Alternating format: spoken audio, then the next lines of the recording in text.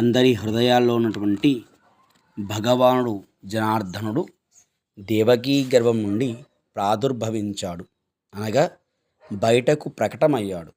అందరి శిశువులలాగా ఆ కృష్ణుని జననం లేదట. అతనికి జననమే లేదు.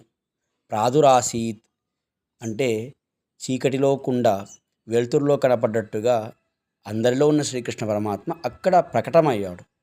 ఆ అద్భుతమైన సంఘటనను వేదవ్యాసుల వారు భాగవత గ్రంథంలో ఇలా చెప్తున్నారు. తమద్భుతం బాలకమంబుజేక్షణం చతుర్భుజం శంఖగదాద్యుదాయుధం శ్రీవత్సలక్ష్మంగళశోభికౌస్తుభం పీతాంబరం సాంద్రపయోధసౌభగం మహార్హవైడూర్యకిరీటకుండల ద్విషా పరిష్యక్త సహస్రకుంతలం ఉద్దామకాంజంగద కంకణాదిభిః విరోచమానం వసుదేవ ఐక్షత.